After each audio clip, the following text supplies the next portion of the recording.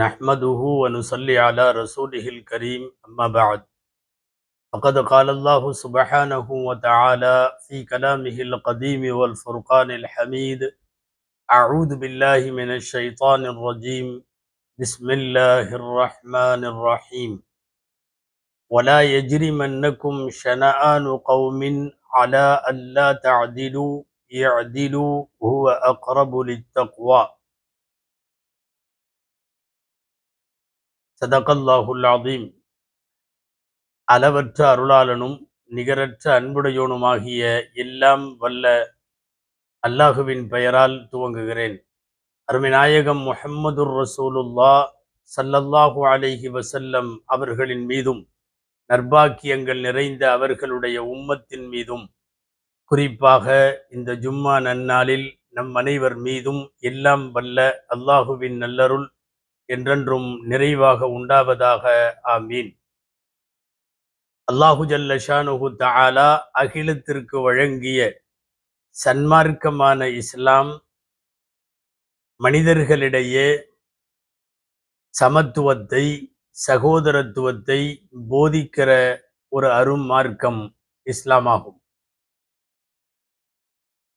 உலகத்தில் மானுரராய் பிறந்த யாரும் அவரவர்கள் விரும்பிய கொள்கைகளை, கோட்பாடுகளை ஏற்றுக்கொண்டு வாழுகிறார்கள். எல்லாம் வல்ல இறைவன் அத்தகைய அமைப்பை உலகத்தில் ஏற்படுத்தி இருக்கிறான். வலவ் ஷாஅ ரப்புக லஜஅலன் நாஸ உம்மத்தன் வாஹிதா, அல்லாஹ் நினைத்திருந்தால் ஒரே சமுதாயமாய் ஆக்கியிருக்க முடியும். இந்த உலகத்தில் பல்வேறு சமுதாயங்கள், பல்வேறு கொள்கை கோட்பாடுகள், பல்வேறு சமயங்கள் அவரவர்கள் விருப்பத்திற்கு ஏற்ப அவைகளை பின்பற்றி வாழுகிறார்கள். அந்த உரிமை எல்லாருக்கும் உண்டு. எனக்கு பிடித்த மதத்தை நான் பின்பற்றி வாழ்வேன், எனக்கு பிடித்த கொள்கை கோட்பாட்டை நான் ஏற்றுக்கொண்டு வாழ்வேன். இது இஸ்லாமிய சட்டமும் அல்ல, செக்யூலரிசத்தை மூலமாக கொண்டிருக்கக்கூடிய இந்தியாவினுடைய அரசியலமைப்பு சட்டமும் அதுதான். இந்த நாட்டில் விரும்பியவர்கள் விரும்பிய கொள்கை கோட்பாடை ஏற்று அவர்கள் விரும்பிய சமயத்தை பின்பற்றி வாழலாம். அதற்கான அனுமதியை, அதற்கான சட்ட அங்கீகாரத்தை இந்திய அரசியலமைப்பு சட்டமும் வழங்கியிருக்கிறது. பொதுவாக எல்லாருக்கும் அவரவர்கள் சார்ந்திருக்கிற சமயம் பெரிது, உயர்ந்தது. அந்த கருத்தில் எந்தவிதமான பிணக்கும் இல்லை, முரணும் இல்லை. நான் சார்ந்திருக்கிற என்னுடைய சமயம் சிறந்தது என்றுதான் நான் சொல்லுவேன், வாதிடுவேன், அதில் உறுதியாக இருப்பேன். ஆனால் பிரச்சனை எங்கு தெரியுமா? நான் சார்ந்திருக்கிற சமயத்தை உயர்த்த வேண்டும் என்கிற நோக்கில் அடுத்த சமயத்தின் மீது நான் அவதூறு பரப்புவது தவறு. அடுத்த சமயத்தின் மீது குறை சொல்லும் நோக்கில் விரல் நீட்டி சுட்டுவது தவறு. விரும்பியவற்றை பின்பற்றலாம், அதற்காக அடுத்தவர்களை சாடக்கூடாது.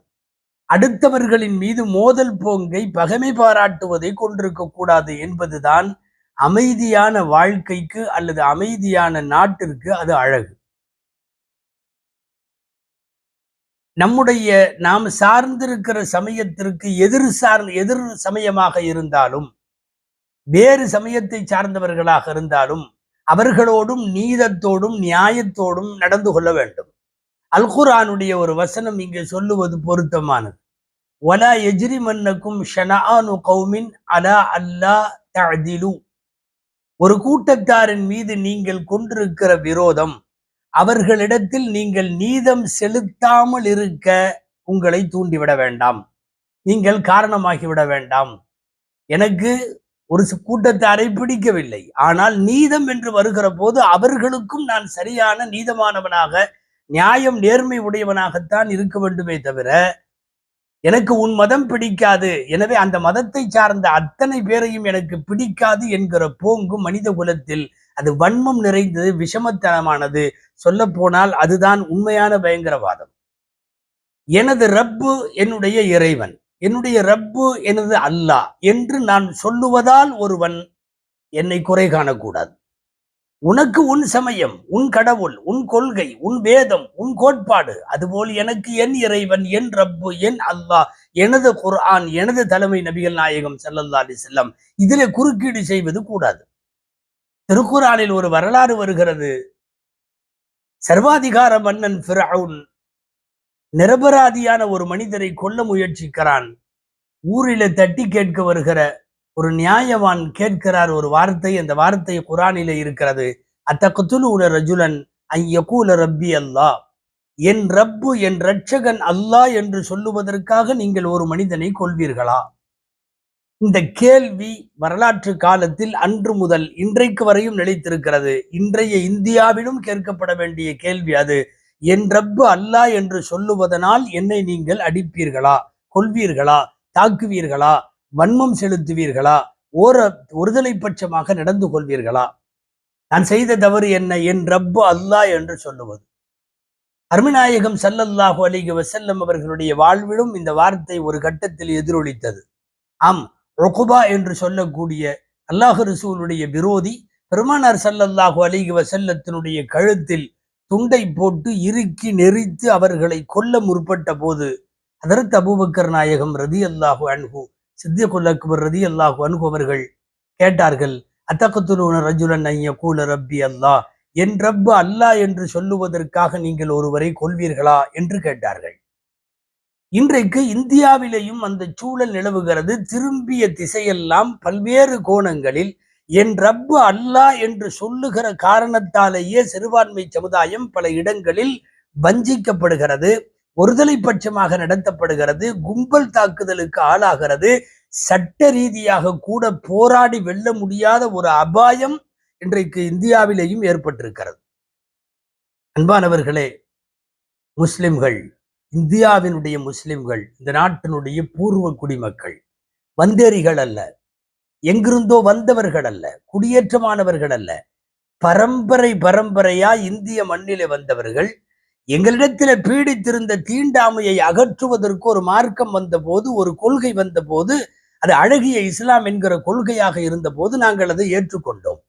அப்பன் தாத்தன் பாட்டன் பூட்டன் என்று நீண்ட நெடுங்காலமாக பரம்பரை பரம்பரையாக இந்தியாவில் வாழுபவர்கள் இந்தியாவில் இருக்கிற முஸ்லிம்கள். ஒரு நெருக்கடியான காலகட்டத்தில் 1947க்கு பின் 2 நாடாக பிரிந்து பாகிஸ்தான் தனி நாடு கோரி பிரிந்த நேரத்திலேயும் கூட இந்தியாவில் வாழுகிற முஸ்லிம்கள் போகவில்லை. போகவில்லை என்பதல்ல, போகக்கூடாது என்கிற உறுதியான முடிவிலே இருந்தோம். காரணம், நம்முடைய பாரம்பரியம் இந்தியா, பரம்பரை மண் இந்தியா. வடக்கே அல்லாமா ஹுசைன் அஹ்மத் மதனி ரஹ்மத்துல்லாஹி அலிஹி போன்றவர்கள் நாடு முழுவதும் இதை ஒரு தஹரீக், ஒரு இயக்கமாக முன்னெடுத்தார்கள். நாட்டினுடைய எல்லா பள்ளிவாசல்களினுடைய வெள்ளிக்கிழமை தொழுகைகளின் போது சிறப்பு பிரார்த்தனைகளில், சிறப்பு சொற்பொழிவுகளில் பேசப்பட்ட செய்தி என்ன தெரியுமா? பிரிவினையின் போது, இந்தியா பாகிஸ்தான் பிரிவினையின் போது, இந்திய முஸ்லிம்களே ஒருபோதும் பாகிஸ்தானுக்கு போகாதீர்கள். போகக்கூடாது என்பதல்ல, போகவும் மாட்டோம். போக்க வேண்டும் என்று நினைத்தவனை போக்க வைப்போமே தவிர நாங்கள் போக மாட்டோம். இந்தியாவினுடைய பூர்வ குடிமக்கள் முஸ்லிம்கள். ஆனால் அந்த முஸ்லிம்களுக்கு எதிராய் கருத்தியல் போராட்டம், வன்மத்தை கக்குகிற விஷமத்தனமான தாக்குதல்கள் சமீப காலங்களில் அதிகரித்திருக்கிறது. இந்தியாவினுடைய முஸ்லிம்கள் என்ன தவறு செய்தார்கள்? வேற்று நாட்டில இருந்து வந்தவர்கள் அல்ல இவர்கள். படையெடுத்து இந்த நாட்டை அபகரிக்க வந்தவர்கள் அல்ல. சொல்ல போனால் படையெடுத்து வந்தவனோடெல்லாம் பாகிஸ்தான் உட்பட பல பேரோடு போர் நிகழ்த்தியது இந்தியாவினுடைய முஸ்லிம்கள். ஆனால் தொடர்ந்து ஒரு வேலை செய்கிறார்கள். சுதந்திரம் பெற்ற காலத்திலே இருந்து இந்த விஷயம் நீடிக்கிறது. எதையாவது ஒரு பயங்கரவாத செயலை செய்து இந்தியாவிலே இருக்கிற முஸ்லிம்கள் மீது பழியை போடுவது. ஒரு தேசத்தந்தையை இந்த நாட்டிலே சுதந்திரம் பெற்றதற்கு பின்னால் எண்ணப்படுகிற சில நாட்களிலேயே அவரை கொன்று முடித்த போது, கொன்றவன் கோட்சே என்கிற இந்தியாவினுடைய முதல் பயங்கரவாதி, இந்தியாவினுடைய தடை செய்யப்பட்ட இயக்கத்தினுடைய கொடூரன் அவன். அவன் இஸ்மாயில் என்று பச்சை குத்தி கொண்டு காந்தியை கொலை செய்ததில் இருந்து துவங்குகிறது ஒரு மதத்தின் மீதான இங்க இருக்கிற சில பேருக்கான வன்மம். அந்த வன்மம் தொடர்கதையாக இருக்கிறது. இந்த வாரத்தில் பார்க்கிறோமே, ஓடுகிற பிளைட்டில் நின்று கொண்டு தன்னை முஸ்லிம் போல காட்டிக் கொண்ட ஒருவன், கடைசி விசாரணையில் தெரிய வருகிறது அவன் அபய் தேவதாஸ் என்பவன் அவனுக்கு பெயர். ஆனால் என்ன சொல்லுகிறான்? நான் பாம்பு வைக்க போகிறேன், பிளைட்டில் இருக்கிற எல்லாரும் கொல்லப்படுவீர்கள், உங்களை எல்லாம் கொல்ல போகிறேன், death to America, death to Trump, அல்லாஹு அக்பர், அல்லாஹு அக்பர். இதுதான் அவன் பேசிய வாசனங்கள். டெத் டு அமெரிக்கா, சாவு அமெரிக்காவுக்கு, ட்ரம்புக்கு சாவு, அல்லாஹு அக்பர், அல்லாஹு அக்பர், நான் பாம் வைக்க போகிறேன். கோட்சே குத்திய இஸ்மாயில் என்கிற அந்த பெயருக்கும் அபய் தேவதாஸ் போட்ட அல்லாஹு அக்பருக்கும் சுமார் 80 ஆண்டு காலத்தில் எந்த வித்தியாசமும் இல்லை. 75 வருடங்களுக்கு மேலாக இந்த மண்ணில் ஒரு கூட்டம் பயங்கரவாத செயல்களிலே ஈடுபட்டு அந்த பயங்கரவாதத்தை முஸ்லிம்கள் மீது திருப்புவதை தொடர் தொழிலாக கொண்டிருப்பதை பார்க்கிறோம். இன்றைக்கு ஏறத்தாழ நடைபெற்றுக் கொண்டிருக்கக்கூடிய அத்தனையும் இப்படித்தான். சங்கிகளை உங்களைத்தான் கேட்கிறோம், இன்னும் எத்தனை காலத்திற்குத்தான் உங்கள் வீட்டின் மீது, உங்கள் கடையின் மீது நீங்களே பெட்ரோல் குண்டுகளை வீசிவிட்டு முஸ்லிம்கள் மீது பழியை போடுவீர்கள்? அம்பலமாகி காரி துப்புகிற அளவுக்கு அந்த நாடகம் எல்லாம் வெளிச்சத்துக்கு வந்து விட்டது. அவனே அவன் வீட்டின் மீது குண்டு வீசி கொள்ளுகிறான், ஒரு மதவாத கட்சியில் உயர் பதவியை பெறுவதற்காக. அவன் கடைக்குள்ள அவனே பெட்ரோல் குண்டு வீசுகிறான். முஸ்லிம்கள் மீது திசை திருப்பி ஒரு பயங்கரவாத செயலை செய்வது என்பது வாடிக்கையாக இந்த மண்ணில் காந்தியை கொன்ற கோட்சேவில் இருந்து தொடங்கி இந்த வாரம் பிளைட்டிலே கத்திய தேவதாஸ் வரைக்கும் இது எல்லாமே ஒரே யூனிஃபார்மிலே இருக்கும். செய்வது மகாபாதக செயல், ஆனால் பழியை போடுவது முஸ்லிம்கள் மீது. அந்த அடிப்படையில் வன்மங்கள் நிறைந்த ஒரு உலகத்தில் இந்தியாவிலே முஸ்லிமாக வாழுவதற்கு போராடுகிற ஒரு சூழல், இது நாட்டுக்கும் நாட்டு மக்களுக்கும் சமூக அமைதிக்கும் எப்போதும் நல்லதல்ல.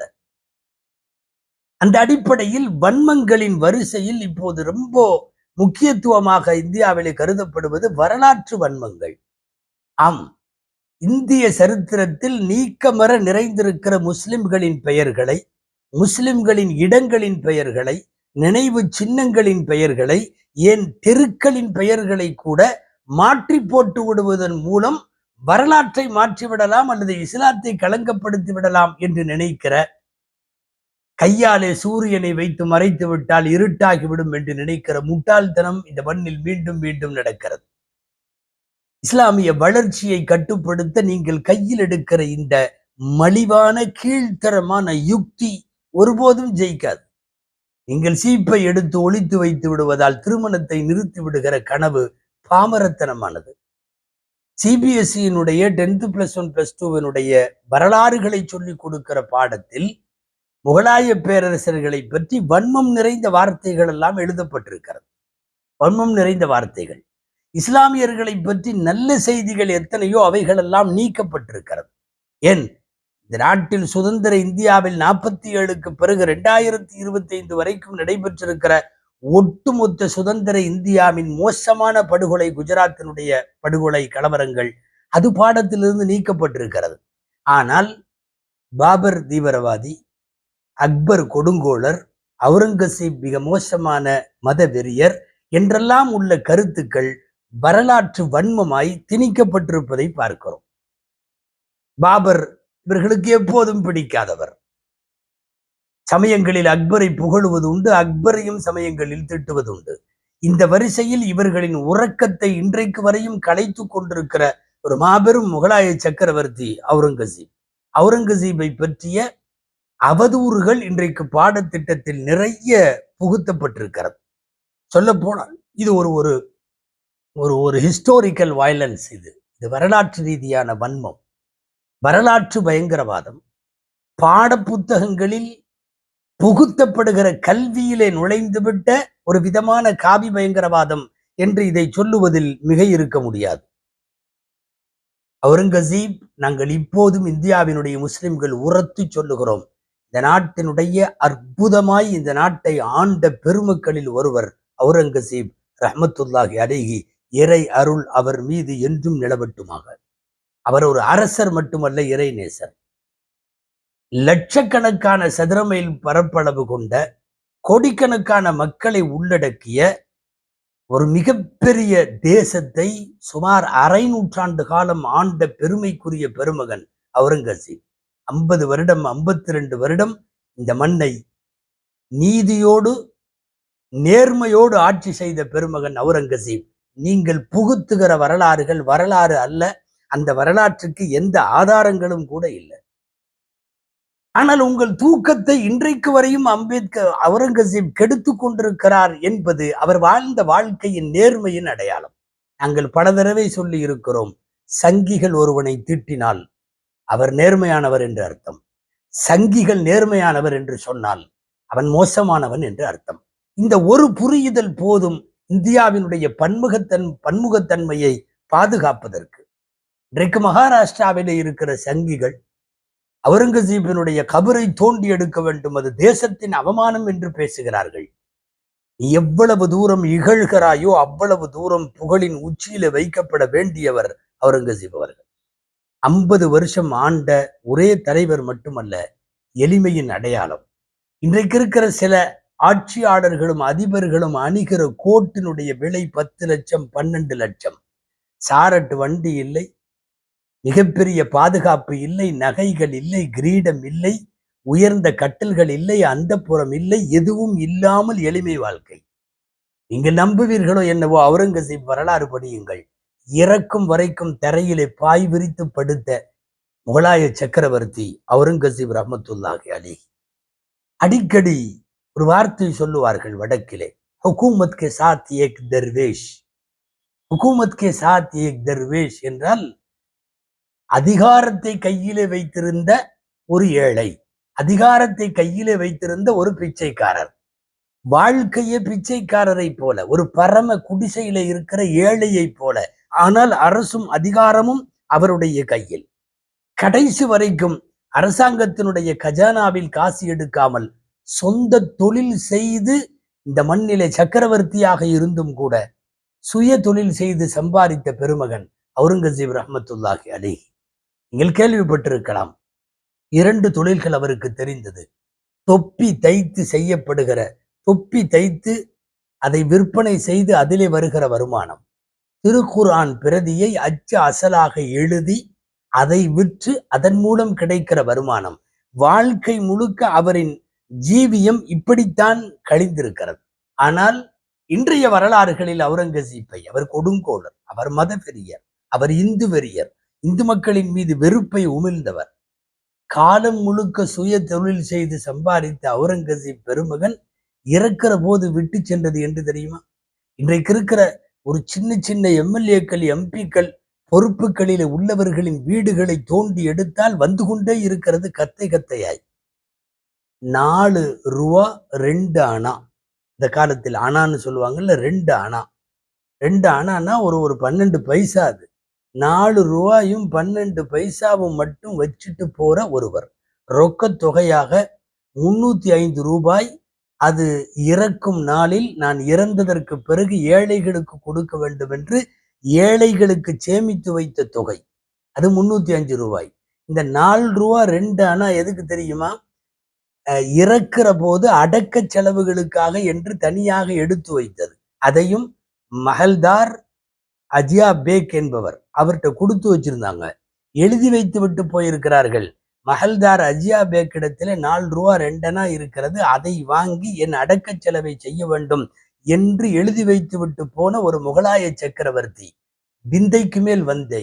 நீங்கள் இந்த தமிழகத்திலே படிக்கிற, அது கக்கனாக இருந்தாலும் ஜீவாவாக இருந்தாலும் யாராக இருந்தாலும் அவுரங்கசீப்பிடம் பாடம் படித்தவர்களாய் இருக்க வேண்டும், அல்லது அவர்களின் வரலாறுகள் படித்தவர்களாக இருக்க வேண்டும். வாழுகிற காலமெல்லாம் இப்படிப்பட்ட எளிமைக்கு சொந்தக்காரர். இன்னைக்கு என்ன மாதிரியான வரலாறு திருப்பப்படுகிறது? கோவில்களை இடித்தவர் உண்மை, ஒரு கோவிலை இடித்தது உண்மை. ஆனால் ஆவணங்களுடன் கூடிய டாக்குமெண்டடாக இருக்கிற அவருடைய லைஃப்ல உள்ள இருக்கிற ஆவணங்களை போய் படித்து பாருங்கள். அதுல ஏன் எதற்கு என்கிற விஷயமெல்லாம் இருக்கும். ஒரு காமுகன் கோவில் கருவறையிலே வைத்து கற்பழிப்பு நடத்தி விட்ட போது அங்கிருக்கிற இந்துக்கள் ஆட்சியாளரிடத்தில் முறையிடுகிறார்கள். தவறை அவன் கருவறையிலே வைத்து செய்து விட்டான், தீட்டுப்பட்டு விட்டது, இது இங்கே தெய்வத்தை வணங்குவதற்கு தகுதியற்ற இடம் என்று சொன்ன போது இடித்து விட்டு புதிய கோவில் கட்டி கொடுத்த பெருமை அவுரங்கசீப்பை சாரும் என்பதுதான் உண்மை வரலாறு. அலகாபாத்தில் இருக்கிற சோமேஸ்வரன் கோயிலுடைய பத்திரங்களை போய் எடுத்து பாருங்கள். மானியம் கொடுத்தது அவுரங்கசீப் என்று எழுதப்பட்டிருக்கும். காசியிலே ஜங்கம்பதி கோவிலிலே போய் பத்திரத்தை எடுத்து பாருங்கள், மானியம் கொடுத்தது அவுரங்கசீப் என்று இருக்கும். கவுஹாத்தியிலே போய் உமானந்த கோயிலிலே போய் எடுத்து பாருங்கள். இந்த அத்தனையும் இன்னைக்கு இது வெறும் வாய் வழியான வரலாறு அல்ல, டாக்குமெண்டடாக இருக்கிறது, ஆவணப்படுத்தப்பட்டிருக்கிறது. அந்த ஆவணங்கள் அனைத்தும் சொல்லுகிறது மானியம் கொடுத்தது அவுரங்கசீப். இறப்பதற்கு 8 வருஷத்திற்கு முன்னால் 1659, அவங்க இறக்கிறது 707, 1659 ஒரு ஃபர்மான், ஃபர்மான் என்றால் அரசர் தருகிற கூடிய உத்தரவு பத்திரம். உத்தரவு பத்திரத்தில் எழுதப்பட்டிருப்பது என்ன தெரியுமா? இந்த நாட்டில் இருக்கிற அதிகாரிகளுக்கு எழுதுகிறார், புராதன கோயில்கள் எதையும் இடிக்கவும் கூடாது, அங்கிருக்கிற புரோகிதர்களை வெளியேற்றவும் கூடாது. இந்த நாட்டை ஆண்ட எந்த சமயத்து மன்னனுக்கும் இவ்வளவு பெரிய சகிப்புத்தன்மை இருந்திருக்குமா என்று தெரியாது. அலெக்சாண்டர் ஹாமில்டன் என்பவர் அபவுட் அவுரங்கசீப் என்று சொல்லி அவுரங்கசீப்பை குறித்த புரிதல்களில் அவர் எழுதுகிற போது அவர் சொல்லுகிற செய்தி நடுநிலையான பார்வை. அது இந்துக்கள், கிறிஸ்தவர்கள், முஸ்லிம்கள் எல்லாம் நிம்மதியாகவும் பாதுகாப்பாகவும் வாழ்ந்தது அவுரங்கசீப்பினுடைய வரலாற்றில். எனவே பள்ளியை இடித்தார், கோவிலை இடித்தார், இந்துக்களுக்கு வெறியராக இருந்தார் என்று கட்டுக்கதைகளான வரலாற்றை நீங்கள் ஓரஞ்சாரத்திலே குறிப்புகளாக எழுதி வைத்தவர்கள் இப்போது சிபிஎஸ்இ பாடத்திலே கொண்டு வந்து வருங்கால தலைமுறைக்கு வன்மம் நிறைந்த ஒரு வரலாற்றை இவர்கள் எழுதி அதை புகுத்துவதற்கு முயற்சிக்கிறார்கள். அவர்கள் விரும்பியவாறு 1707 ஒரு ஜும்மாவுடைய நாளில் ஃபஜ்ரு தொழுகைக்கு பின்னால் ஃபஜ்ரு எழுந்து தொழுது முடித்து விட்டு சிறிது நேரத்தில் ஒரு சிறிய மூச்சிறைப்பில் அவர்களின் ரூஹ அடங்கிய போது அவர் எழுதி வைத்து விட்டு போன வார்த்தை, என் சப ஊர்வலம் கூட என் வாழ்வை போலவே எளிமையாக போக வேண்டும். அரசரின் உடல் என்பதற்காக நாட்டு மக்களையே கூடி பேரணி நடத்தி அந்த இறுதி ஊர்வலத்தை பிரம்மாண்டப்படுத்த வேண்டாம் என்று எழுதி வைத்த சக்கரவர்த்தி வெறும் 300 ரூபாயை ஏழைகளுக்கு கொடுக்க சொல்லி எழுதி வச்சு போட்டு தன் பரம்பரைக்கென்றெல்லாம் சேர்த்து வைக்காமல், தலைமுறைகளை தாண்டி சேர்த்து வைக்காமல் போய்விட்ட ஒருவரை எவ்வளவு தூரம் வரலாற்றில் வன்மத்தை கக்குகிறீர்கள்? நீங்கள் ஒன்று புரிந்து கொள்ள வேண்டும், சங்கிகளை எதிர்த்தாலோ அல்லது ஆதிக்க சக்திகளை எதிர்த்தாலோ வர்ணபேதத்தை எதிர்த்தாலோ, குறிப்பாக சனாதனத்தை எதிர்த்து யாராவது பேசினாலோ இப்போதெல்லாம் அவர்களுக்கு கிடைக்கிற ஒரே பட்டம், அவர் இந்து மதத்திற்கு எதிரானவர், இந்து வெறியர், இந்துக்களை பிடிக்காதவர், சகிப்புத்தன்மை இல்லாதவர், அவர் ஒரு பயங்கரவாதி என்றெல்லாம் பட்டங்கள். அவுரங்கசீப் ஆட்சியிலே அது நடந்தது. குறிப்பாக வரலாற்றை பார்க்கிற போது சீர்திருத்தத்தைக்காக வேண்டி களமிறங்கிய போது சில இடங்களில் இருந்த பார்ப்பனர்களுடைய ஆதிக்கத்தை எதிர்த்து அவுரங்கசீப் சில செயல்களை செய்தார். ஆட்டோமேட்டிக்காக அந்த செய்தி இங்கே வந்துவிடும். சனாதனத்தை எதிர்ப்பவனெல்லாம் இந்து வெறியன் என்பதை போல காட்டப்படுகிற தோற்றம். இந்தியாவினுடைய நடுநிலை மக்கள் புரிந்து கொள்ள வேண்டும், இவர்கள் அகண்ட பாரதம் என்ற பெயரில் கொண்டு வர துடிப்பது மீண்டும் ஒரு சனாதன அடிமை சாசனம். அவுரங்கசீப்புடைய வரலாறு அதனால் தான் திரித்து எழுதப்படுகிறது. இன்றைக்கு வருத்தமாக இருக்கிறது, பள்ளிக்கூட சிறுவர்களிடத்திலே கூட வன்மத்தை பேசி ஒரு குறிப்பிட்ட மதத்திற்கு எதிராக அவர்களை திருப்புகிற வேலை நடக்கிறது. உலகத்திற்கு மீண்டும் மீண்டும் நாங்கள் உரத்து சொல்லுகிறோம், வரலாற்றிலே வன்மத்தை புகுத்தி முஸ்லிம் அரசர்கள் பெயர்களை, முகலாய அரசர்களின் பெயர்களை, இந்த நாட்டை நீண்ட காலமாக சமய சகிப்புத்தன்மைகளோடு சர்வ மதத்தவர்களும் சுதந்திரத்தோடு வாழுவதற்கு காரணமாய் வித்திட்ட பெருமக்களை எல்லாம் வகுப்புவாதிகள் என்று சொல்லுகிற உங்களின் கோஷம் ரொம்ப நாளைக்கு எடுபடாது. இஸ்லாம் இஸ்லாம் உயருமே தவிர இஸ்லாத்தை யாரும் மிகைக்க முடியாது. நீ ஒரு மார்க்கத்தை கெட்ட பெயர் ஏற்படுத்துவதற்கு முயற்சிக்கிறாய், ஒட்டுமொத்த முஸ்லிம்களை பயங்கரவாதிகள் என்று அடையாளப்படுத்த வரலாற்றினுடைய வன்மத்தை கையில் எடுத்திருக்கிறார்கள். திருந்தாத இந்த ஜென்மங்கள் வரலாற்றினுடைய வன்மங்களின் மூலம் ஒரு தவறான கருத்தியலை இந்தியாவுக்குள் கொண்டு வர முயற்சிக்கிறார்கள். தொடர்ந்து இந்தியாவினுடைய வெகுஜன மக்கள் வரலாற்றை சரியாக வாசியுங்கள். இவர்கள் எழுதுகிற வரலாறு எப்போதும் இருட்டானது, அதற்கு வெளிச்சம் கிடையாது.